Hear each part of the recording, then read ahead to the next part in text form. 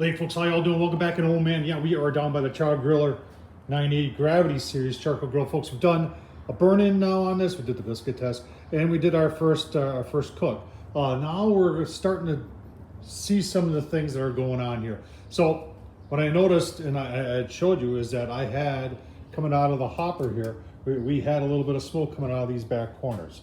And if you look down there, there is a gap here, and the gasket is trying to cover that, but I don't think it's covering it all the way.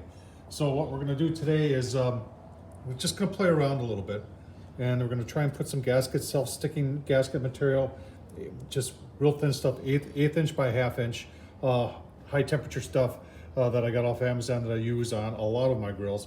And we're going to show you what we did on the Masterbuilt to seal that up too, because we had the same issue. So keep on watching. Oh, you know what? And you know, we're going to fire it up, see if it works. But at the same time, we're going to cook some burgers, and if I got some tater tots, burgers and tater tots on the Chargriller. All right, so this was from the first cook, and I took the temps up relatively high, and I noticed it wasn't cooling down, and I had that smoke coming out of these back corners, but it got hot enough up here to peel the paint. And I'm not sure if this is high temp paint that's on here, but I'm a little concerned because it got pretty close to that sensors right there, and we don't want that burning. So that's another reason to try and seal this up a little bit better. And obviously these back corners, you can see why it would leak a little smoke through there. That's just not tight. Now, I had a thought of using some high temperature caulk right in there, and you can get the black stuff or the red stuff. The red stuff is usually higher in temp, and then the black stuff is, and it looks like there's already some in there from when they manufactured, but there's a little spot missing there, and there's some missing right there. So, you know, we're gonna try the easy way first for some peel and stick. Let's take a look at what we did originally with the same issue on the Masterbuilt. All right, so here was the original gasket that came with the Masterbuilt, and it just wasn't sealing good enough.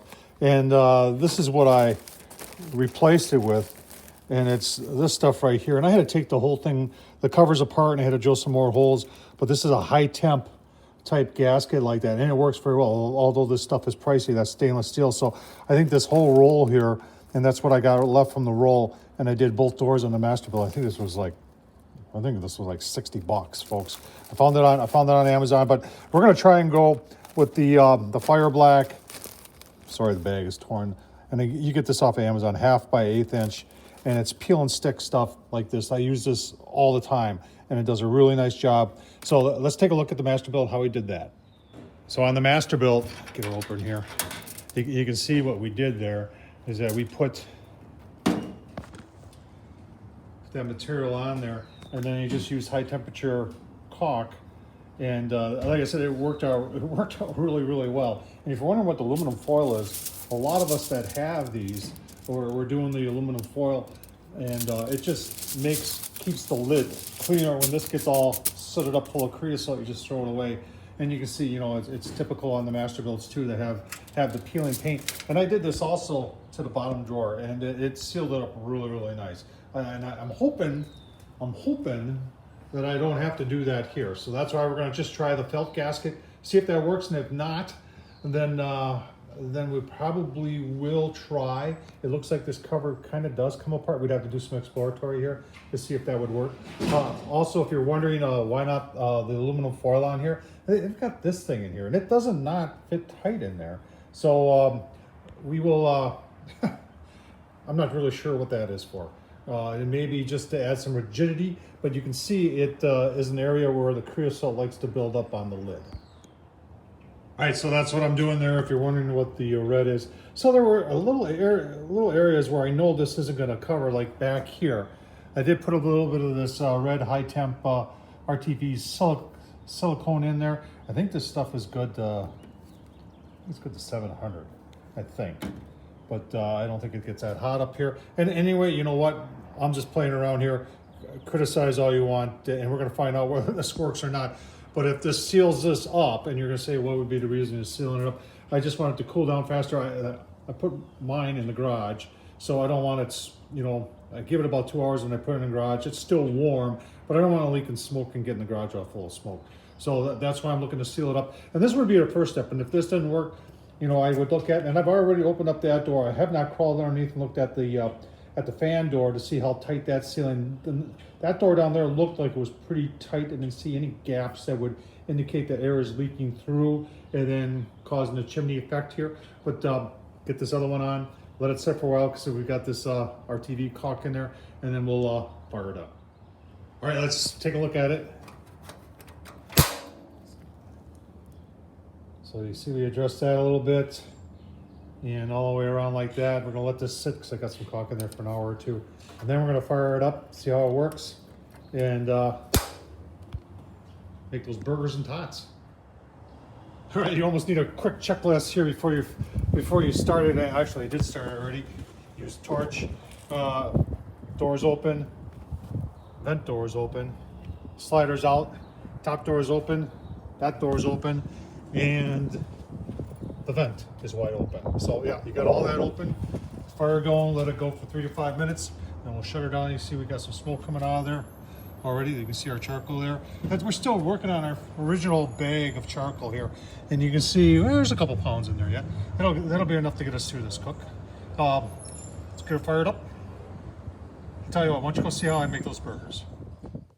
All right, let's make our weekday burgers here. We've got 1 pound. This is 90/10, some pretty lean stuff. I've got some cheese in there. That's a little bit of cheddar and provolone, I believe. And then I like to season on the inside of my burger. So I've been using this Burn Pit Barbecue stuff, folks. It's a veteran-owned business, www.burnpitbarbecue.com. This is their fire in the hole, spicy all-purpose. Love that stuff. Staying on the spicy side, tiger sauce. Meat from little tigers. Really good stuff. And then, oh man, if you haven't tried sweet chili sauce, this is my play. Put it, you know, and you're gonna say, well, how much? Put it in to your own taste, folks. I don't measure, I just pour in what I want. Wash your hands real good. I'm gonna mix it up, make 2 big balls out of it, and then we'll show you how to make patties. All right, there's our half-pound ball. And then there's one of the patties. You're saying you don't need to show me how to make a patty, Tom. I know, I'm just showing you some little tricks. I like to use 2 glass plates. We've had these for years. And the nice thing about doing this is that they always end up the same thickness. That way they cook more evenly. And I've got one like that, and I flip this other one over like that, and I just press them down until they can't go down no more. And that gives me a nice, really nice, about a 1 inch thick patty there. So I'll tell you what, let's go see how the grill's doing. All right, grill's been on for 15 minutes. We got set at 225. Let's take a look.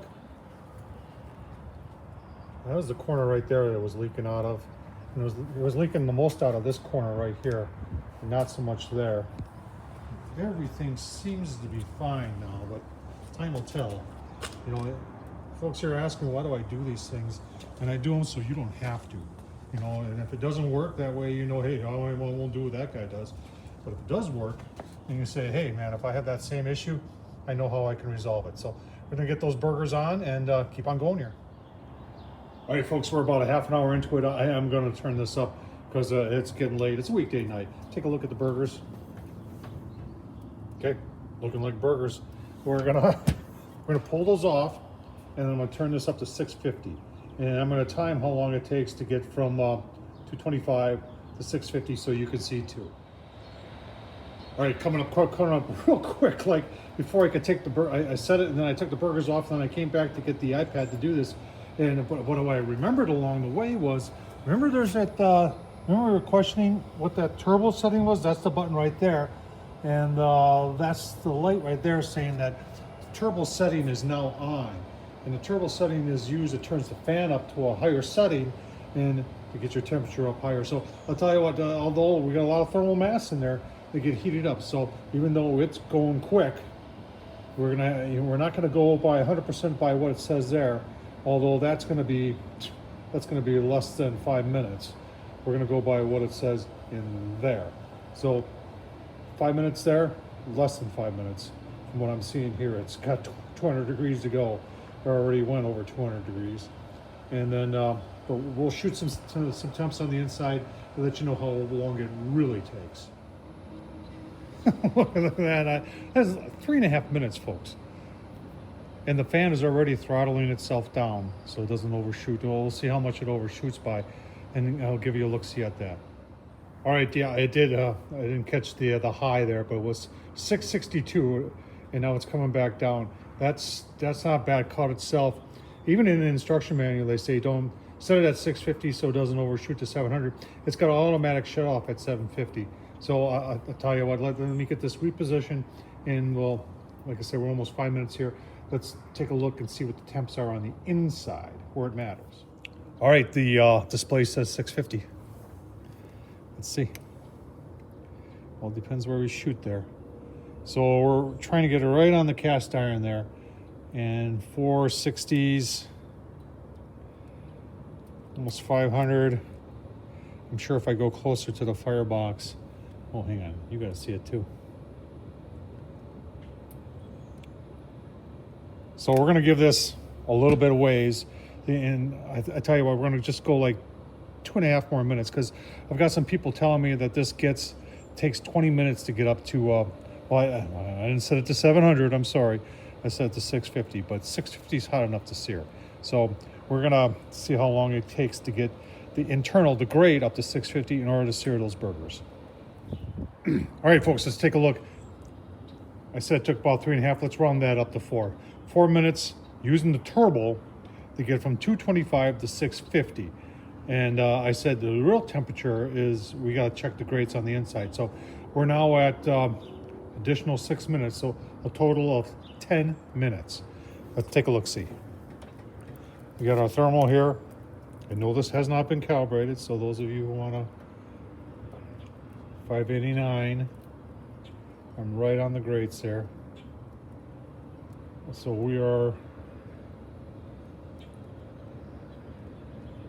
so it takes a while to get up to temp. Right on the grates there. We go to the edge there. So we're clearly into the 500s. We're gonna give it another 5 minutes. Let's see what it takes. All right, we're at 15 minutes right now. Let's take a quick look.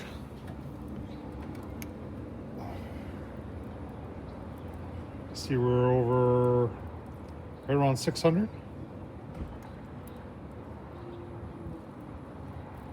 So we're gonna sear some burgers here because I'm getting hungry.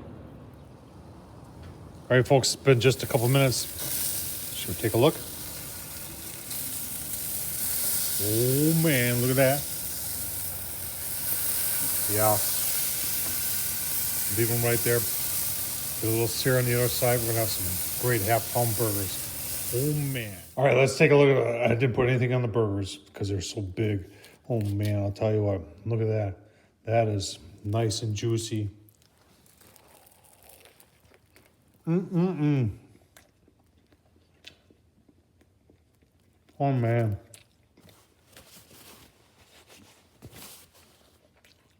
Sirloin burgers. Oh, is that good? Thumbs up, leave a comment, folks. Hope you enjoyed this. Tom Horseman at YouTube. Don't forget to subscribe. Thanks for watching.